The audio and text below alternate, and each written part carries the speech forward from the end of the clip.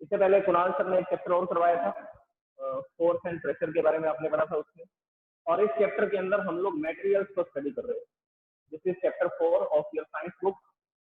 और देखिए इस चैप्टर के अंदर आपने कुछ इंपॉर्टेंट बातें स्टडी की थी, जैसे कि मटेरियल्स क्या होते हैं, और मटेरियल्स को कैटेगराइज किया गया था मेटल्स में और नॉन मेटल्स।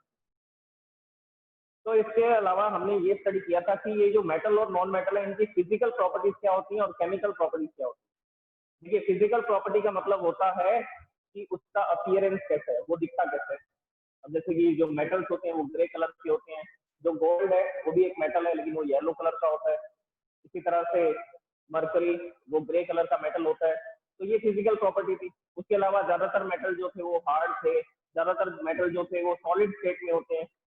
लगभग सभी मेटल्स जो है वो सॉलिड स्टेट में होते हैं, और मेटल्स को थिन शीट में कन्वर्ट कर सकते हैं, उनकी वायर्स बनाए जा सकते हैं। तो ये सारी हैं फिजिकल प्रॉपर्टी। फिजिकल प्रॉपर्टीज वो होती हैं जिनको हम लोग टच करके फील कर सकते हैं या अपनी आईज के थ्रू देख सकते हैं, मतलब उनको सेंस कर सकते हैं। जिन प्रॉपर्टीज को हम सेंस कर सकते हैं that is physical property. Chemical properties क्या होती हैं? Chemical reaction. ये मेटल और नॉन मेटल अलग अलग तरह के सब्सटेंसेस के साथ किस किस तरह की केमिकल रिएक्शन दिखाते हैं, वो होंगी केमिकल प्रॉपर्टी। तो हम लोग पढ़ किसको रहे हैं? हम लोग पढ़ रहे हैं मेटेरियल्स को। मेटेरियल बोल सकते हो या आप इसको एक नाम से और बोल सकते हो, मैटर। मैटर बोला जा सकता है, या आप इसको क्या बोल सकते हैं, या आप इसको मटेरियल बोल सकते हैं। तो हम इसको स्टडी कर रहे हैं। मटेरियल क्या होता है? विच इज सराउंडिंग अस, हमारे आसपास जो भी आपको चीजें दिखाई दे रही हैं वो सब क्या है? वो सब मटेरियल ही तो है, वो सब मैटर ही तो है। तो उसकी डेफिनेशन क्या बोलेंगे?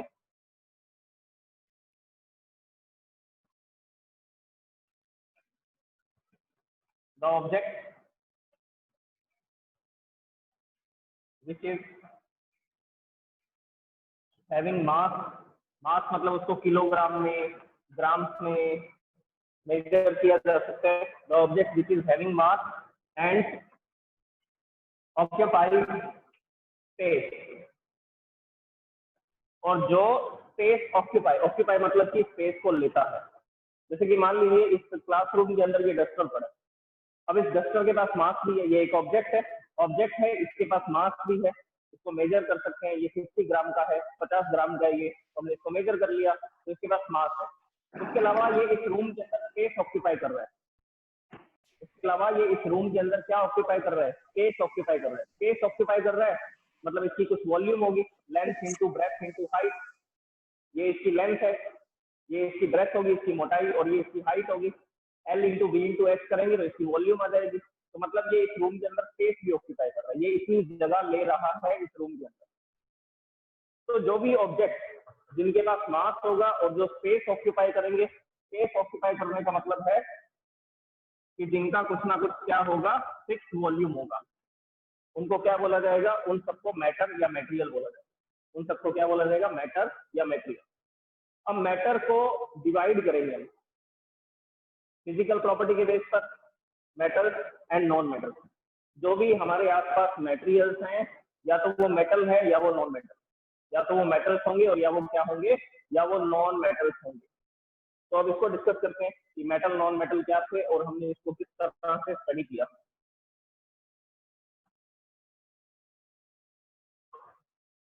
तो सबसे पहले मैं आपको फिजिकल प्रॉपर्टीज बता देता हूँ। मेटल नॉन मेटल्स की फिजिकल प्रॉपर्टीज क्या होंगी, देखिए आई एम राइटिंग हियर।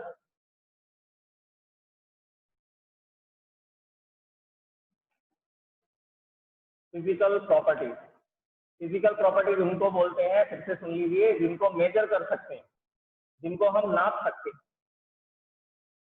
जैसे कि लेंथ को मेजर कर सकते हैं तो वो एक फिजिकल प्रॉपर्टी है। वॉल्यूम को मेजर कर सकते हैं, वो एक फिजिकल प्रॉपर्टी है। ठीक है, इसी तरह से थिन शीट में कन्वर्ट हो रहा है तो हम उसको सेंस कर पा रहे हैं, देख पा रहे हैं कि हमने एक ऑब्जेक्ट लिया और जैसे उसको हैमर से बीट किया तो वो थिन शीट में कन्वर्ट हो गया। तो ये उसका अपीयरेंस है, ये उसका क्या है? अपीयरेंस, कैसा दिख रहा है। तो वो भी एक फिजिकल प्रॉपर्टी है। तो फिजिकल प्रॉपर्टीज के बेस पर हमने किस किस को कैटेगराइज किया था? मेटल्स को और नॉन मेटल्स। तो आज मैं सिर्फ आपको ओवरव्यू दे रहा हूँ कि हमने अभी तक क्या पढ़ा था, हमने अभी तक क्या स्टडी किया था, सिर्फ इसके बारे में डिस्कशन कर रहे हैं। सबसे पहली प्रॉपर्टी क्या बताई थी? Malleability. Metals are malleable, metals are malleable, metals malleable होते हैं। क्यों? Because they can be converted into thin sheet, क्योंकि मेटल्स को थिन शीट्स में कन्वर्ट कर सकते हैं। जैसे कि गोल्ड हो गया, गोल्ड को हैमर से बीट करेंगे तो वो पतली चादर में बदल जाएगा, थिन शीट में कन्वर्ट हो जाएगा। इसका एग्जांपल क्या है? Gold foil, golden temple. Amritsar के अंदर जो गोल्डन टेम्पल है उसकी वॉल्स के ऊपर गोल्ड फॉइल लगाई जाती है। जैसे एल्यूमिनियम फॉइल आती है ना, सिल्वर फॉइल, एल्यूमिनियम फॉइल आती है। एल्यूमिनियम फॉइल जो हम लोग फूड रैप करने में काम में लेते हैं, खाना लपेटने के काम में लेते हैं, पैकेजिंग के अंदर उसको काम में लिया जाता है, फूड पैकेजिंग में एल्यूमिनियम फॉइल होती है, उसी तरह से गोल्ड फॉइल होती है। तो गोल्ड को हैमर से बीट कर करके इतना पतला कर देते हैं कि वो एक पेपर की तरह दिखाई देता है। अब उस पेपर को क्या किया गया? गोल्डन टेम्पल के ऊपर पेस्ट कर दिया गया, चिपका दिया गया। तो गोल्डन टेम्पल के ऊपर गोल्ड फॉइल लगी हुई है। क्या लगी हुई है? गोल्ड फॉइल यूज की गई। क्योंकि वो क्या है? क्योंकि गोल्ड एक मेटल है और मेटल क्या होते हैं? मेटल मेलिएबल होते हैं। गोल्ड को हम मेटल क्यों बोल रहे हैं? क्योंकि वो मेलिएबल है, इसलिए उसको मेटल बोल रहे हैं। इसमें क्या लिखेंगे? नॉन मेटल में, नॉन मेटल में क्या आएगा? Non metals are non malleable. Non metals are non malleable. जो नॉन मेटल्स हैं वो नॉन मेलिएबल होते हैं। Second property I am writing, metals are ductile, DUCTILE। Metals are ductile. Ductile का मतलब क्या है? मेटल्स को थिन वायर में कन्वर्ट किया जा सकता है। कॉपर के वायर बनाए जा सकते हैं, गोल्ड के वायर बनाए जा सकते हैं, सिल्वर के वायर बनाए जा सकते हैं। लेकिन गोल्ड और सिल्वर के वायर क्यों नहीं बनाए जाते? वो भी कंडक्टर है, ऐसे कंडक्टर इलेक्ट्रिसिटी को कंडक्ट कर सकते हैं। गोल्ड और सिल्वर के वायर इसलिए नहीं बनाए जाते क्योंकि वो एक्सपेंसिव मेटल, उनकी कॉस्ट जो है वो बहुत ही ज्यादा है। तो एक्सपेंसिव मेटल्स से हम लोग वायर नहीं बनाएंगे, हम लोग वायर बनाएंगे कॉपर से, जो थोड़ा सस्ता है। घरों के अंदर जो वायर यूज कर रहे हैं उसमें ज्यादा वायर नहीं लगती है, तो इसलिए हम लोग कॉपर मेटल का यूज कर लेते हैं। लेकिन गवर्नमेंट को इलेक्ट्रिक पोल्स के ऊपर जो वायर लगानी है वो कॉपर की नहीं बना सकते, उसकी कॉस्ट बहुत ज्यादा हो जाएगी। तो इसलिए वो एल्यूमिनियम की वायर का यूज करते हैं। तो वो किसकी वायर का यूज करते हैं? एल्यूमिनियम की। एल्यूमिनियम की वायर को यूज करने का एक बेनिफिट और है, जो एल्यूमिनियम वायर है वो उसकी जो वेट होता है, मास होता है, वो कम होता है। जैसे कि उसकी आप डेंसिटी बोल सकते हैं। अभी 9th क्लास में एक टॉपिक आएगा, डेंसिटी क्या होती है, डेंसिटी वो हम डिस्कस करेंगे। तो हम लोग ये बोल सकते हैं कि कॉपर के मुकाबले में एल्यूमिनियम थोड़ा हल्का होता है। ठीक है, तो लाइट वेट। अभी कार के बाइक के जो भी पार्ट्स हैं वो कुछ पार्ट्स एल्यूमिनियम के बनाए जाते हैं ताकि उस कार या बाइक का जो वेट है वो थोड़ा कम हो जाए, हैवी ना बनेंगे। तो इसी वजह से गवर्नमेंट ने क्या किया? कॉपर के वायर्स नहीं बनाए, क्योंकि कॉपर की कॉस्ट ज्यादा है। वो एल्यूमिनियम के वायर्स यूज करते हैं, एल्यूमिनियम की कॉस्ट जो है वो कम है और उसकी जो वेट है, जो मास है, वो भी उसका कम है। तो इस वजह से एल्यूमिनियम को यूज किया जाता है। ये सब मेटल्स हैं, एल्यूमिनियम, कॉपर, गोल्ड, सिल्वर, ये सब मेटल्स हैं। और मेटल्स कैसे होते हैं? डक्टाइल, मतलब कि उनके क्या बनाए जा सकते हैं? उनके वायर्स भी बनाए जा सकते हैं। अब नॉन मेटल्स में क्या लिखेंगे? नॉन मेटल्स में लिखेंगे नॉन डक्टाइल। जो नॉन मेटल्स हैं वो क्या है? Non ductile. उनके वायर्स नहीं बनाए जा सकते। नॉन मेटल्स के क्या नहीं बनाए जा सकते? वायर्स नहीं बनाए जा सकते। जैसे कि कार्बन, कोयला होता है, कोयले के अंदर कार्बन होता है। उस कोयले को ऐसा खींचेंगे तो वो तो ब्रेक डाउन हो जाएगा, पीसेज में बढ़ जाएगा, टूट जाएगा। अगर वो टूट जाएगा तो हम उसके वायर नहीं बना पाते। सल्फर, सल्फर जो होता है वो पाउडर होता है येलो कलर का, उसको भी हम लोग वायर में कन्वर्ट नहीं कर सकते हैं, वो ब्रेक डाउन हो जाएगा। ठीक है, तो इसीलिए जो नॉन मेटल्स हैं वो नॉन डक्टाइल, क्योंकि उनके क्या नहीं बनाए जा सकते? उनके वायर नहीं बनाए जा सकते। Next,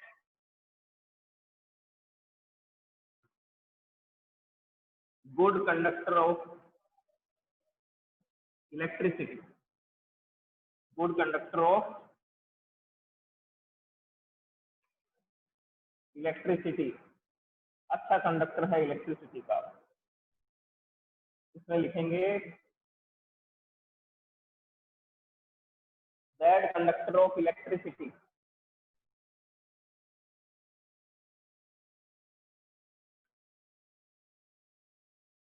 accept graphite.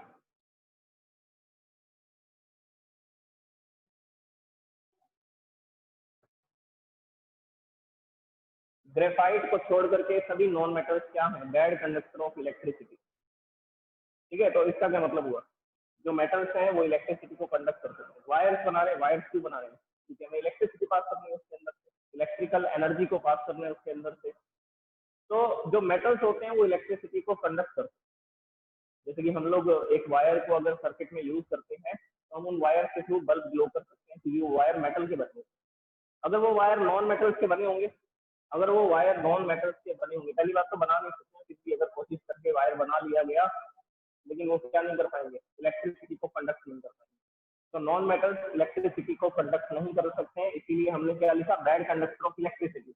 लेकिन एक नॉन मेटल को छोड़ करके, इसको ग्रेफाइट, ग्रेफाइट कार्बन का ही एक एलोट्रॉप है, मतलब कि कार्बन का ही एक रूप है। कार्बन जो है उसकी अलग अलग स्ट्रक्चर हो सकती है, जैसे कि डायमंड, डायमंड के अंदर कार्बन की थोड़ी स्ट्रक्चर अलग होती है, कार्बन कार्बन जो जुड़ते हैं आपस में उनकी स्ट्रक्चर अलग होती है। ग्रेफाइट भी कार्बन से बना होता है, उसमें उसकी स्ट्रक्चर अलग है। तो स्ट्रक्चर का डिफरेंस है। ग्रेफाइट एक्चुअली में क्या है, प्योर कार्बन। ग्रेफाइट क्या है, प्योर कार्बन। तो ये जो ग्रेफाइट है ये इलेक्ट्रिसिटी कंडक्ट कर सकता है, जो ग्रेफाइट है वो इलेक्ट्रिसिटी कंडक्ट कर सकता है। तो नॉन मेटल, बाकी सारे नॉन मेटल इलेक्ट्रिसिटी कंडक्ट नहीं करते हैं, इसको छोड़ करके, ग्रेफाइट को छोड़ करके, एक्सेप्ट ग्रेफाइट।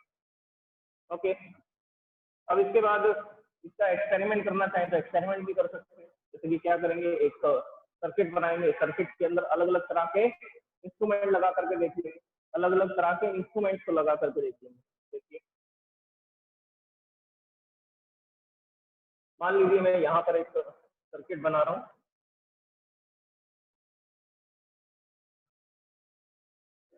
एक इलेक्ट्रिकल सर्किट बना जो अलग अलग एक्सपेरिमेंट करने काम में आएगा। तो यहाँ पर मैंने एक वायर ली, कॉपर वायर है ये, कॉपर वायर का यूज किया, कॉपर वायर का यूज करके यहाँ पर हमने एक बल्ब को अटैच कर दिया। अब ये बल्ब ग्लो करेगा या डिम हो जाएगा वो हम बाद में देखेंगे। अब देखिए, यहाँ पर मैंने क्या किया, एक स्विच लगा दिया और इस जगह पर हम क्या जोड़ देते हैं, एक बैटरी को जोड़ देते हैं। I am attaching A battery, this is the symbol of battery, long line and short line, plus minus, this is a battery. Okay, battery जोड़ी, यहाँ पर हमने क्या लगा रखा है, ये बल्ब लगा रखा है। ये बल्ब ग्लो करेगा या ग्लो नहीं करेगा, वो डिपेंड करेगा कि हम इस सर्किट में किस तरह के मटेरियल्स को जोड़ रहे हैं। अब देखिए, यहाँ से मैंने ओपन सर्किट रखा है, स्विच को ऑन किया, बल्ब ग्लो नहीं करेगा क्योंकि ये ओपन सर्किट है, क्लोज सर्किट के अंदर इलेक्ट्रिसिटी फ्लो करती है। अब यहाँ पर अलग अलग तरह के इंस्ट्रूमेंट्स लगाने हैं, जैसे कि मान लीजिए हमने स्क्रू ड्राइवर को लगाया। स्क्रू ड्राइवर के अंदर दो चीजें होती हैं। स्क्रू ड्राइवर के अंदर ऊपर का जो मटेरियल होता है, ये वाला, यहाँ पर जो मटेरियल लगा हुआ है ये तो है प्लास्टिक का, और नीचे जो मटेरियल लगा होता है वो होता है मेटल का, आयरन का लगा होता है। तो यहाँ पर हम लोग क्या करेंगे, आयरन का या स्टील का होता है। तो मैंने यहाँ पर क्या किया, एक स्क्रू ड्राइवर को लगाया। ये स्क्रू ड्राइवर का कौन से वाला एलिमेंट यहाँ पर कनेक्ट करना है हमें, उसका metal element.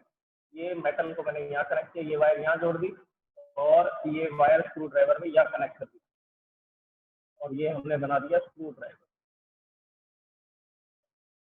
This is a screw driver.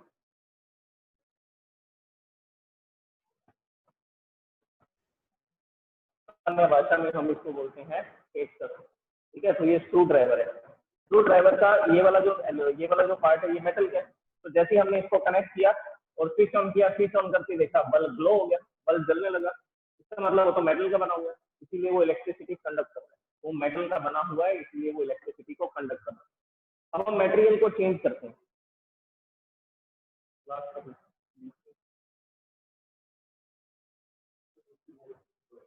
Okay, अब हम क्लास को क्या, सॉरी, अब हम इसको चेंज करते हैं।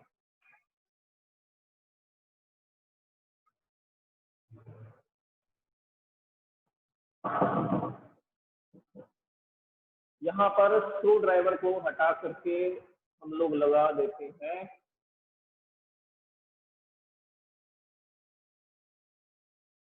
एक वुडन पीस लगा, एक लकड़ी का टुकड़ा लगा। ये मैंने एक वुड का पीस लिया, इसे वुडन पीस, ठीक है, ये मैंने यहाँ लगाया, जैसे यहाँ लगाया देखा बल्ब ग्लो नहीं कर रहा। बल्ब ग्लो नहीं कर रहा इसका मतलब क्या हुआ, ये इलेक्ट्रिसिटी कंडक्ट नहीं कर सकता।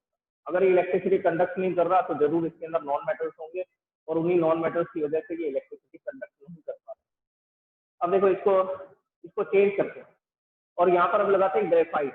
ग्रेफाइट एक नॉन मेटल है, ग्रेफाइट एक नॉन मेटल है, कार्बन का बना होता है। ये ग्रेफाइट की रोड आपको कहाँ से मिलेगी, जो हम लोग ड्राई सेल यूज करते हैं, ड्राई सेल जो हम लोग रिमोट में डालते हैं, एसी के टीवी के रिमोट के अंदर जो सेल्स का यूज किया जाता है, उन सेल्स के अंदर उसको ड्राई सेल बोलते हैं। यहाँ पर इसका डायग्राम देख लीजिए, I am explaining dry cell. ये होता है सेल का स्ट्रक्चर और यहाँ पर होता है पॉजिटिव इलेक्ट्रोड और ये होता है नेगेटिव एंड। ये पॉजिटिव एंड है, ये नेगेटिव एंड है। और ये जो पॉजिटिव एंड है इसके साथ में एक अंदर तक, यहाँ तक इस सेल के अंदर तक एक रोड जाती है जो ग्रेफाइट की बनी होती है, जो ब्लैक कलर की होती है, जो ग्रेफाइट की बनी होती है और कौन सी होती है, ब्लैक कलर की। तो यहाँ पर ये जो रोड लगी हुई है ये ग्रेफाइट की है। तो हम लोग क्या करेंगे, एक सेल को तोड़ करके, बस मैं आपको बता रहा हूँ, आपको ऐसा करना नहीं, सुनना है सिर्फ। तो हम लोग क्या करेंगे, एक सेल को तोड़ेंगे, सेल को तोड़ करके उसके अंदर से एक इलेक्ट्रोड निकालते हैं। वो इलेक्ट्रोड किसका होगा, ग्रेफाइट का। तो मैंने यहाँ पर क्या किया, इस सर्किट के बीच में ये जो मैंने इलेक्ट्रोड निकाला था वो इलेक्ट्रोड मैंने यहाँ पर लगा दिया, इसके बीच रास्ते में, यहाँ पर दोनों वायर के बीच में ये इलेक्ट्रोड लगा। This is graphite electrode. Cell के अंदर जो ग्रेफाइट की रोड लगी होती है उसको ग्रेफाइट इलेक्ट्रोड बोलते हैं। तो ये मैंने यहाँ पर लगाया, जैसे मैंने यहाँ लगाया हमने देखा बल्ब फिर से ग्लो कर रहा है। बल्ब ग्लो कर रहा है तो हम बोलेंगे ग्रेफाइट एक नॉन मेटल है, लेकिन फिर भी वो क्या है, इलेक्ट्रिसिटी का अच्छा कंडक्टर। तो बाकी सभी नॉन मेटल्स तो इलेक्ट्रिसिटी कंडक्ट नहीं कर पाते हैं, बाकी सभी नॉन मेटल्स तो इलेक्ट्रिसिटी कंडक्ट नहीं कर पाते हैं, लेकिन एक नॉन मेटल ऐसा है ग्रेफाइट जो इलेक्ट्रिसिटी को भी कंडक्ट कर सकता है। इस सर्किट के अंदर बल्ब ग्लो होगा ग्रेफाइट की रोड को अगर लगाया जाएगा तो इस तरह से एक्सपेरिमेंट किए जाते हैं और रिजल्ट निकाले जाते हैं कि कौन गुड कंडक्टर है और कौन बैड कंडक्टर है। ओके, ये प्रॉपर्टी कंप्लीट हुई। नेक्स्ट प्रॉपर्टी देखिए क्या होगी।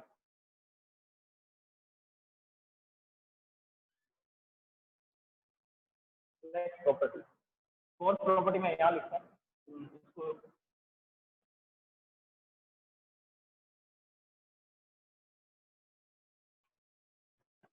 metal is here I am writing non metal। ये तीन प्रॉपर्टी मैंने आपको बता दी। अभी देखिए next property, fourth property I am writing,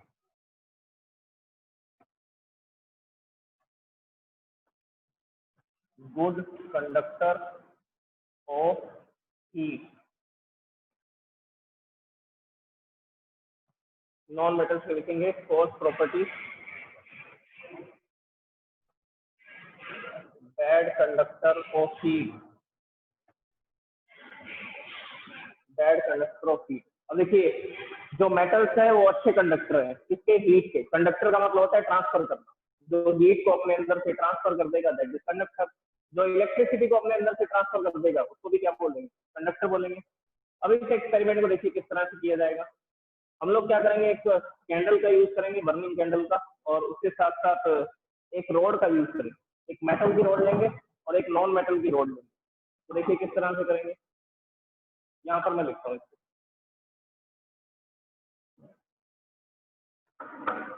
experiment को समझेंगे यार। सबसे पहले मैंने एक आयरन की रोड ली, इस आयरन की रोड के ऊपर मैंने कैंडल की जो वैक्स होती है उसको इसके ऊपर क्या कर दिया, ऐड कर दिया यहाँ पर। तो सबसे पहले मैंने वैक्स को यहाँ लगाया, फर्स्ट पोजीशन, सेकंड पोजीशन और थर्ड पोजीशन पे लगाया, और कौन सी पोजीशन पे लगाया, फोर्थ पोजीशन पे। और इस रोड का जो ये वाला एंड है, फर्स्ट एंड है, इसके जस्ट नीचे मैंने एक बर्निंग कैंडल को यहाँ पर रखी। तो जैसे ही मैंने कैंडल को यहाँ रखा, यहाँ से फ्लेम मिलेगी, इसको फ्लेम से क्या होगा, ये गर्म होगी, यहाँ से ये रोड गर्म होनी स्टार्ट होगी। अब ये कैसे पता लगेगा कि हीट ट्रांसफर हो रही है नंबर 1 से नंबर 4 की तरफ, कैसे पता लगेगा, जैसे ये गर्म होगा यहाँ से हीट अप होना स्टार्ट किया, हीट अप होना स्टार्ट हुआ तो हमने देखा कि फर्स्ट पोजीशन पर जहां पर मैंने वैक्स लगा रखी थी वो वैक्स यहाँ से मेल्ट होकर के ऐसा नीचे गिरना स्टार्ट हो जाता है, मतलब कि हीट यहाँ तक पहुंच चुकी है। उसके बाद कुछ सेकंड्स के बाद हम देखते हैं कि ये जो सेकंड नंबर पर जो वैक्स लगी हुई है, ये वैक्स भी ऐसा मेल्ट होकर के नीचे गिरना स्टार्ट हो जाती है। तो पहले ये मेल्ट हुआ, फिर ये मेल्ट हुआ, उसके बाद थर्ड पोजीशन पर जो वैक्स थी वो मेल्ट होनी स्टार्ट हो गई, फिर फोर्थ पोजीशन पर जो वैक्स थी वो भी मेल्ट हो गई। इसका मतलब क्या हुआ, हीट कंडक्ट हुई, हीट चली कहां से कहां तक, फर्स्ट एंड से लेकर के सेकंड एंड तक। यहाँ पर हमने इसको गर्म किया और धीरे धीरे इसके अंदर हीट एनर्जी ट्रांसफर हो रही है, और हीट एनर्जी ट्रांसफर होते होते कहां तक पहुंच गई, दूसरे एंड तक पहुंच गई। तो जैसे ही मैं इसको टच करता हूँ मेरे को ये गर्म फील होगा, हॉट फील होगा। उसका कारण क्या होगा, क्योंकि ये आयरन रोड, क्योंकि ये कौन सी रोड थी, ये थी आयरन रोड, एक लोहे की छड़ थी, ये आयरन रोड थी। तो हमने देखा यहाँ से हीट होनी स्टार्ट हुई, और फर्स्ट पोजीशन पर वैक्स जो थी वो मेल्ट हो गई, सेकंड पोजीशन की वैक्स भी मेल्ट हो गई, थर्ड पोजीशन की, फिर फोर्थ पोजीशन की। इसका मतलब हीट कंडक्ट हो रही है। तो जो मेटल्स होते हैं वो गुड कंडक्टर होते हैं हीट के, वो हीट को भी ट्रांसफर कर सकते हैं। जो मेटल्स होते हैं वो भी अच्छे कंडक्टर होते हैं हीट के, और वो हीट को क्या कर सकते हैं, ट्रांसफर कर सकते हैं, हीट को भी ट्रांसफर कर सकते हैं। ओके, नेक्स्ट प्रॉपर्टी के बारे में, अच्छा अब इसका रहेगा नॉन मेटल्स। नॉन मेटल्स के लिए हम लोग ग्रेफाइट की रोड ले सकते हैं। ग्रेफाइट की अभी मैंने आपको बताया था कि ग्रेफाइट की रोड आपको कहाँ से मिलेगी, एक ड्राई सेल के अंदर मिलेगी। तो आप ग्रेफाइट की रोड ले सकते हैं, या आप एक वुडन रोड ले सकते हैं, एक लकड़ी की छड़ ले सकते हैं। तो मैं यहाँ पर इसको रिप्लेस कर रहा हूँ, ये आयरन रोड थी, आयरन रोड, और मैंने यहाँ पर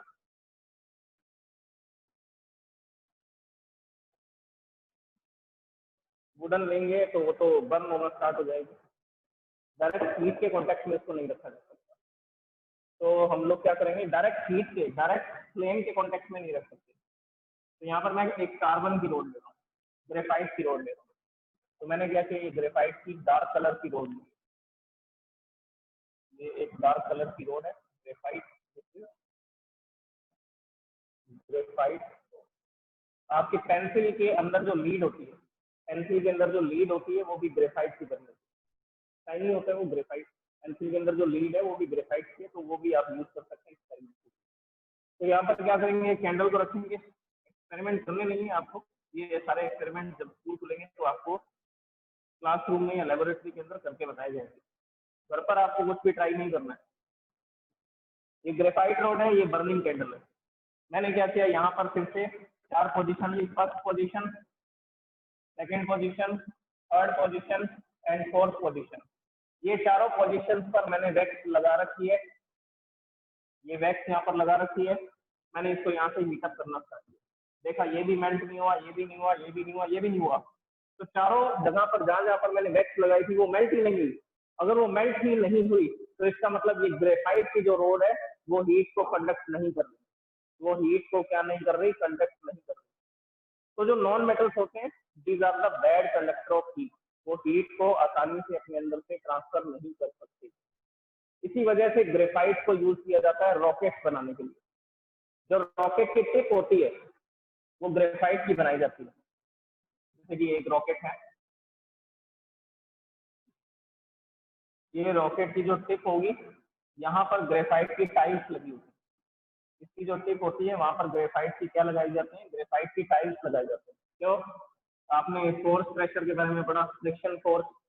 जब रॉकेट ऐसा ऊपर की तरफ जाएगा, यूं ऐसा ऊपर की तरफ ये प्रोपल्शन करेगा, लॉन्च होगा, तो उस समय पर हाई वेलोसिटी के कारण इसके साथ में पार्टिकल्स आकर के टकराएंगे, एयर के अंदर जो पार्टिकल्स हैं ऑक्सीजन नाइट्रोजन के, तो उनके कॉलिजन की वजह से फ्रिक्शन क्रिएट होगा। फ्रिक्शन की वजह से ये रॉकेट की जो टिप है वो गर्म हो जाएगी, गर्म हो जाएगी तो ये तो मेल्ट हो जाएगा, मेटल का बना हुआ है, मेटल का बना हुआ है तो ये तो मेल्ट हो जाएगा। तो इसको मेल्ट होने से बचाने के लिए रॉकेट के चारों तरफ ग्रेफाइट की टाइल्स लगा दी जाती है, रॉकेट के चारों तरफ किसकी टाइल्स लगा दी जाती है, ग्रेफाइट की टाइल्स लगा दी जाती है। क्यों, because it is a bad conductor of heat, because it is a bad conductor of heat. अब रॉकेट का जो टिप है, ये जो जगह ये गर्म हो जाएगी, यहाँ पर जहां पर मैं इसको डाल कर रहा हूँ ये जगह बहुत गर्म हो जाएगी, लगभग 2000 डिग्री सेल्सियस तक गर्म हो जाएगा, लेकिन फिर भी रॉकेट मेल्ट नहीं होगा। क्यों, क्योंकि ये ग्रेफाइट बैड कंडक्टर है हीट का, ये हीट को ट्रांसफर नहीं करेगा, ये हीट को ट्रांसफर नहीं करेगा। तो ग्रेफाइट एक बैड कंडक्टर होता है हीट का, ये हीट को ट्रांसफर नहीं करता, इसी वजह से रॉकेट का जो स्ट्रक्चर है उसके ऊपर ग्रेफाइट की टाइल्स लगाई जाती है ताकि वो मेल्ट ना हो। जो हीट प्रोड्यूस होगी फ्रिक्शन की वजह से, उस हीट के कारण रॉकेट मेल्ट ना हो। तो this is the use of graphite in making the rocket. इसके बाद देखिए नेक्स्ट प्रॉपर्टी। और कोई एग्जांपल जिसमें हीट एनर्जी कंडक्ट होती है, मैं आपसे पूछता हूँ।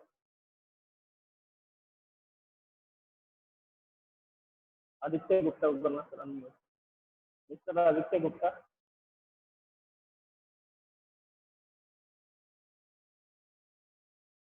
मिस्टर आदित्य, आर्यन को। यस आदित्य है। Yes sir. बेटा आप बताइए कि घर पर ऐसा कौन सा घटना है जिसमें आपको ये दिखाई देता है कि जो मेटल है वो गुड कंडक्टर ऑफ हीट है?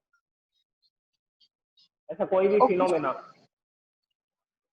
सर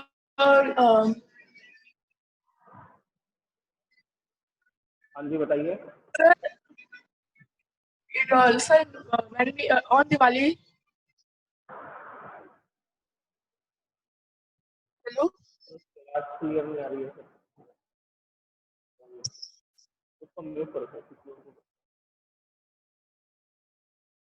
आर्यन को करो sir, Aryan Gulati. Yes mister Aryan.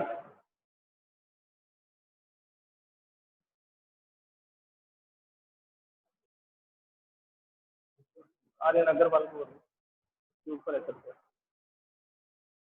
Aryan Agarwal.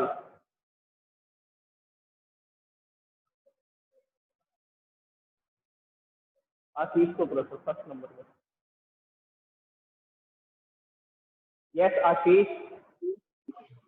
Sir जब हम कोई सॉस पैन में या फिर किसी चीज में कुछ बनाते हैं तब।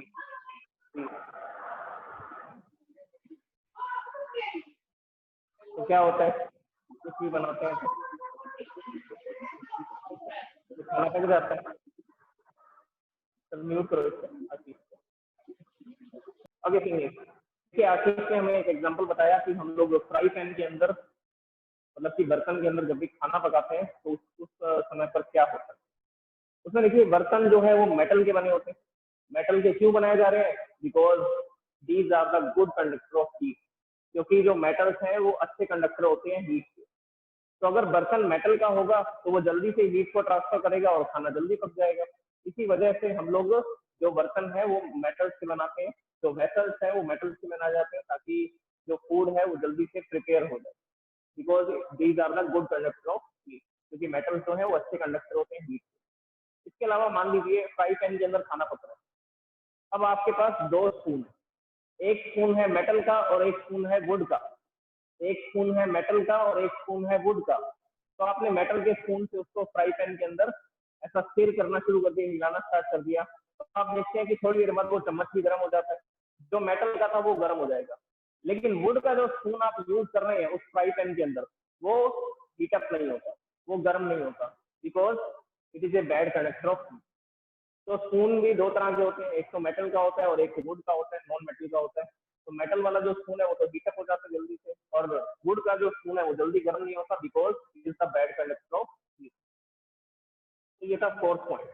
फिफ्थ पॉइंट में देखिए, फिफ्थ पॉइंट में मैंने आपको बताया था sonorous. Metals are sonorous. Sonorous क्यों बोल रहे हैं? Because they produce ringing sound, because they produce ringing sound when we strike them। जब भी मेटल के ब्लॉक को हैमर से स्ट्राइक किया जाएगा तो वो रिंगिंग साउंड प्रोड्यूस करेंगे, रिंगिंग साउंड प्रोड्यूस करेंगे। इसी वजह से हम बोलेंगे जो मेटल्स होते हैं वो सोनोरस होते हैं। जो मेटल्स होते हैं वो क्या होते हैं? सोनोरस। अब इसके एग्जांपल देखिए, जैसे कि स्कूल के अंदर बेल लगी होती है। स्कूल के अंदर जो बेल होती है वो इस तरह की, इस शेप की होती है, ध्यान से समझिए इसको। मेटल की बनाई जाती है। एक सस्पेंशन पॉइंट होता है, मेटल की वायर होती है, मेटल की वायर से एक इस तरह का मेटल का जो पुली है, जो प्लेट है, वो यहाँ पर ऐसा सस्पेंड कर दी जाती है। ये मेटल की एक प्लेट को यहाँ पर सस्पेंड किया गया है। अब क्या होता है, हैमर से जैसे ही इसको स्ट्राइक करते हैं, एक हैमर भी बनानी पड़ेगी।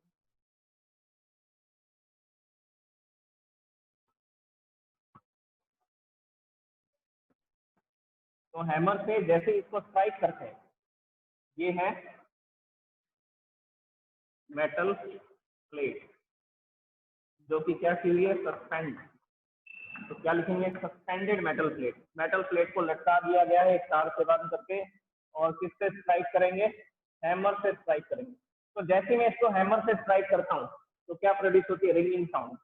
रिंगिंग साउंड उसको बोला जाता है जो लॉन्ग डिस्टेंस तक सुनाई देती है, जो लंबी दूरी तक सुनाई देती है।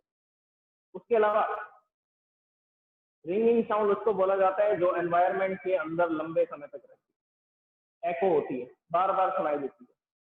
ठीक है, तो जो साउंड एनवायरनमेंट में लॉन्ग टाइम के लिए रहेगी और उसके अलावा जो लॉन्ग डिस्टेंस तक आपको सुनाई देगी, लंबी दूरी तक सुनाई देगी, that sound is called ringing sound. That sound is called ringing sound. Would के साथ ऐसा नहीं होगा। मान लीजिए मैंने ये जो मेटल की प्लेट लगा रखी है, इसकी बजाय मैं वुड की प्लेट को सस्पेंड कर देता हूँ, तो हैमर से जैसे ही स्ट्राइक करूंगा, हैमर से जैसे ही स्ट्राइक करूंगा तो इस तरह की साउंड प्रोड्यूस होगी। ये रिंगिंग साउंड नहीं है। ये साउंड सिर्फ इस रूम के अंदर सुनाई दे रही है, उसके अलावा ये साउंड दूर तक नहीं जा रही है, तो हम इसको रिंगिंग साउंड नहीं बोलेंगे। तो वुड के ऊपर जब हैमर से बीट करते हैं तो रिंगिंग साउंड, एक लॉन्ग डिस्टेंस तक जाने वाली साउंड प्रोड्यूस नहीं होती, और वो एनवायरनमेंट में लॉन्ग टाइम के लिए रिटेन भी नहीं करती है, रहती भी नहीं। लेकिन मेटल प्लेट पर जैसे ही हैमर से स्ट्राइक करते हैं, ये लॉन्ग टाइम तक रिटेन रहती है और उसके साथ साथ लॉन्ग डिस्टेंस तक सुनाई देती है। Divyanshu, yes mister Divyanshu Sharma.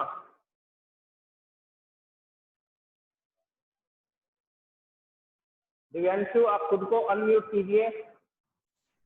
Hello. हाँ जी Divyanshu. Good morning sir. Good morning बेटा।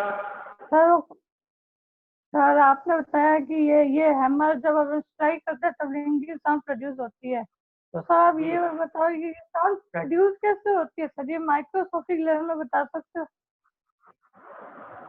हाँ जी सर बताएंगे। ये आपकी बुक में साउंड चैप्टर आता है, उसमें आप समझेंगे कि साउंड कैसे प्रोड्यूस होती है, लेकिन फिर भी सुन लीजिए कैसे प्रोड्यूस होती है। साउंड प्रोड्यूस होती है वाइब्रेशन। मैं जैसे ही हैमर से इस मेटल प्लेट को स्ट्राइक करता हूँ, मेटल प्लेट के जो पार्टिकल्स हैं वो वाइब्रेशन करते हैं, और ये वाइब्रेशन ट्रांसफर करते हैं किसमें, एयर में, और एयर के थ्रू वो वाइब्रेशन चलते हैं। देखिए वाइब्रेशन को कंप्रेशन और रेयर सेक्शन की फॉर्म में लिखा जाता है। ये चैप्टर से थोड़ा हट करके चले गए हम। जैसे मान लीजिए यहाँ से ये प्लेट थी और इसने वाइब्रेशन किए, ये ऐसा आगे पीछे वाइब्रेट होंगे, इसके पार्टिकल्स वाइब्रेट होंगे, तो यहाँ पर कंप्रेशन क्रिएट होंगे, फिर रेयर सेक्शन क्रिएट होंगे, फिर कंप्रेशन क्रिएट होंगे, फिर रेयर सेक्शन क्रिएट होंगे। ये एक्चुअल में वाइब्रेशन थे। ये वाइब्रेशन कौन करेंगे, एयर पार्टिकल्स। तो एयर पार्टिकल्स वाइब्रेट करते हुए कहाँ तक पहुंच जाएंगे, हमारे ईयर तक। ये हमारे ईयर तक पहुंच जाएंगे और हमें साउंड सुनाई देगी। हमारे ईयर के अंदर होता है ईयर ड्रम, वो भी वाइब्रेट करते हैं, उसके वाइब्रेशंस को हम लोग सेंस कर सकते हैं। ईयर ड्रम जो है वो वाइब्रेट करता है, और वाइब्रेशंस जो है उससे एक सिग्नल प्रोड्यूस होता है, सिग्नल ब्रेन तक जाता है, इस वजह से हम उसको समझ सकते हैं। दिव्यांशु को करो sir. Yes Divyanshu. Yes sir. हाँ जी, यही समझना था आपको। Yes sir, yes sir. Okay sir, mute कर दो। ओके तो स्टूडेंट्स, इसमें हमने लिखा कि दीज आर मेलिएबल्स, दीज आर डक्टाइल्स। जो मेटल्स हैं वो मेलिएबल होते हैं, वो डक्टाइल होते हैं, गुड कंडक्टर ऑफ इलेक्ट्रिसिटी होते हैं, गुड कंडक्टर ऑफ हीट होते हैं, एंड दे आर सोनोरस। जो मेटल्स हैं वो सोनोरस होते हैं, मतलब रिंगिंग साउंड प्रोड्यूस करते हैं, वाइब्रेशन करते हैं। इसमें क्या बोलेंगे, non metals are non malleable, non ductile, bad conductor of electricity, bad conductor of heat, and they are non sonorous. ये रिंगिंग साउंड प्रोड्यूस नहीं कर सकते हैं। जो नॉन मेटल्स हैं वो रिंगिंग साउंड प्रोड्यूस नहीं करते। साउंड प्रोड्यूस करते हैं नो डाउट, जैसे कि अभी मैंने आपको बताया कि ये मैंने बोर्ड पर ऐसा स्ट्राइक किया। अब ये जो साउंड थी ये रिंगिंग साउंड नहीं है, ये लॉन्ग डिस्टेंस तक नहीं सुनाई देगी और ना ही ये लॉन्ग टाइम तक रिटेन करेगी, इस कमरे में लंबे समय तक रहेगी। ऐसा नहीं होगा, ऐसा नहीं होगा तो हम बोलेंगे ये रिंगिंग साउंड प्रोड्यूस नहीं करता। Okay, thank you so much student.